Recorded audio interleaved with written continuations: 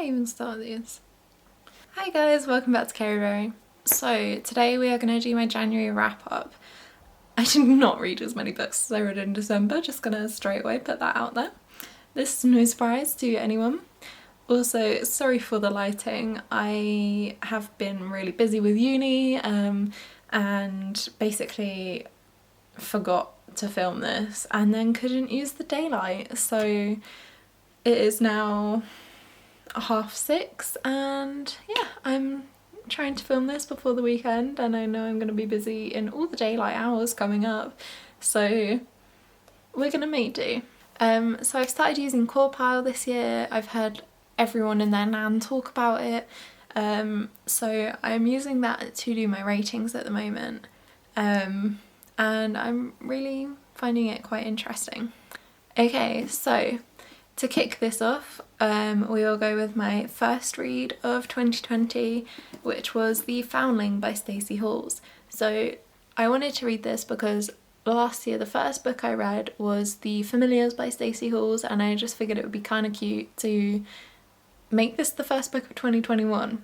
So yeah, I really enjoyed this. So The Foundling is about a woman who, so it's set in like Victorian London, and it's about this woman who goes to a hospital and gives up her daughter, but when she goes back 6 years later to collect her, because at this hospital you can, if you kind of save up the money to then pay for the care that they've had over all the years, but when she goes to collect her daughter's not there and has been signed out by this woman. So she tries to track down the child and find out what the hell happened, because she did not sign out this child. And yeah, it was really interesting, kind of predictable, but I really enjoyed it. I thought that Stacey Hall's writing was really beautiful, it was quite immersive, and yeah, I just enjoyed it, and it was kind of exactly what I wanted. But yeah, it was really interesting and I really liked the ending. Obviously I can't say too much about it because I don't want to spoil it, but it's a really good historical fiction, and I would definitely recommend it. So on CAWPILE this came to an 8, which is a 4-star. So yeah, I enjoyed it. To be fair, I was thinking it was a 4-star read before I CAWPILed it. But yeah, I really enjoyed it. And then I moved on to a non-fiction, so I read When Broken Glass Floats by Chanrithi Him, which is about her journey of survival growing up under the Khmer Rouge. So there was a genocide in Cambodia, and this essentially follows her journey as she tries to navigate and survive this awful period in Cambodian history. And kind of her journey throughout that period of time. So when it came to rating this, I've found it really awkward. I think I've seen a lot of people discuss online whether they actually rate non-fiction recently, and I'm honestly wondering whether to. I think it's really difficult because for non-fiction I always want to go 5-star, because that's what I think non-fiction is, because you're learning something, like it is an education. And now that I'm using the CAWPILE system, it's really difficult because the C is for characters, and obviously in non-fiction the characters are real people, so I feel like I can't rate them anything below a 10, because obviously they are real people, they are flawed, and like they're real people. It's 10 you know.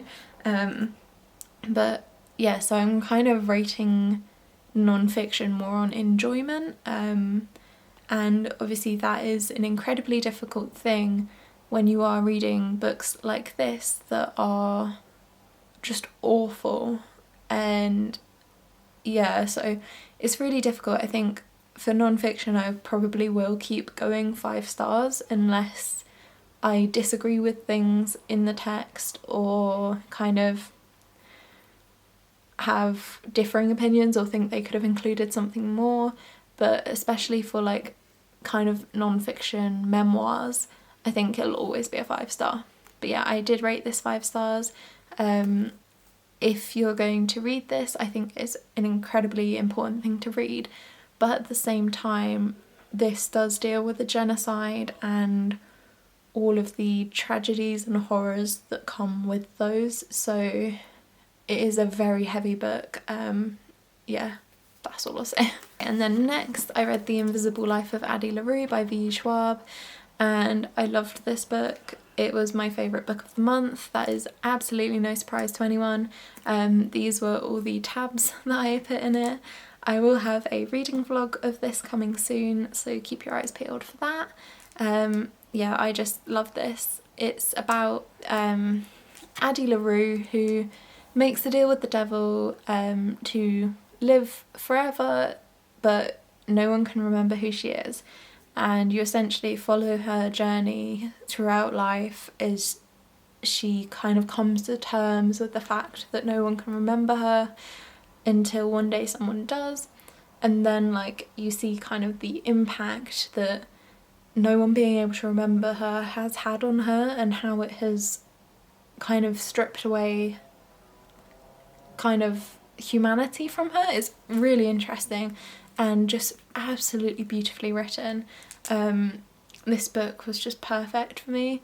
There's a lot of discussion online at the moment about the kind of white centricness of this, and I think that's something I definitely need to look into more.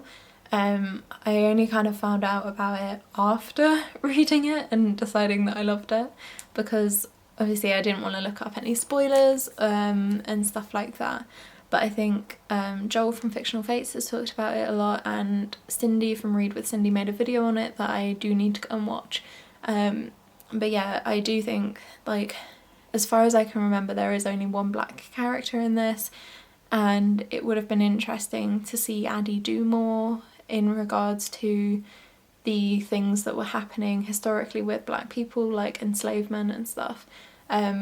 But at the same time, I'm not entirely sure how she could have done those things, because in the book, for example, we see her try and help out in World War II and she gets captured. But also, like, nothing she does can have a lasting effect. Like, no one can remember her.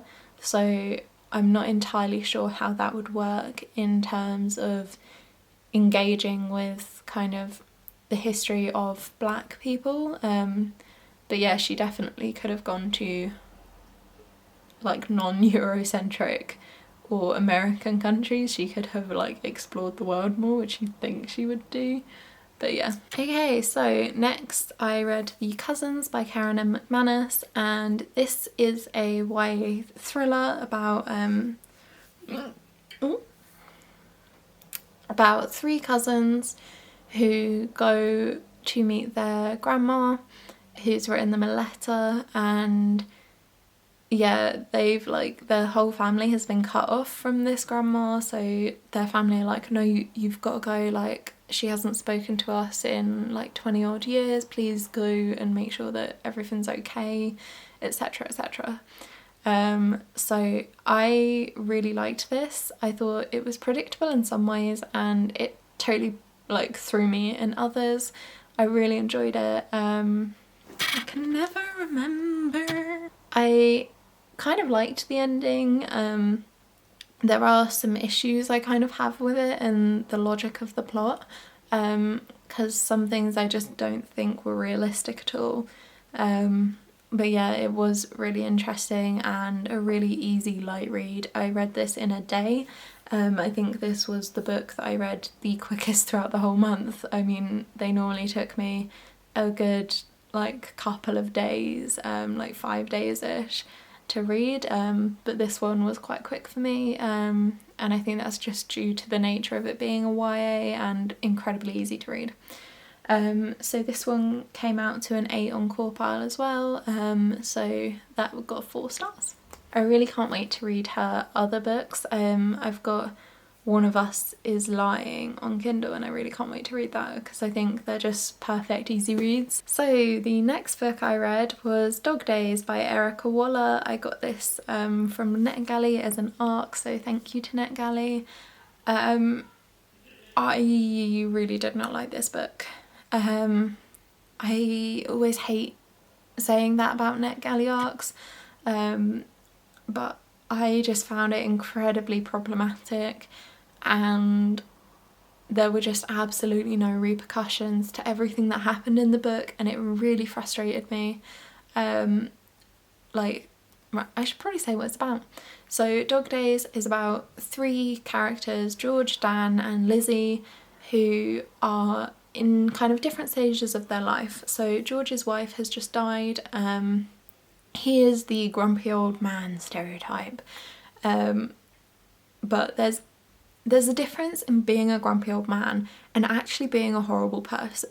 And George was a horrible person in this. Like, he was genuinely unlikable and like homophobic and like racist and just sexist and just ugh.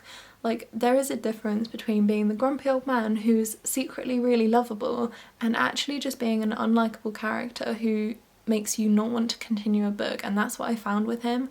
I really struggled, and I almost DNF'd it because I didn't like him, and I was kind of the same with A Man Called Ove. Like, I really struggle. Like, I love the grumpy old man trope, I really do, but you have to actually make them not an awful person, and it just didn't happen in this.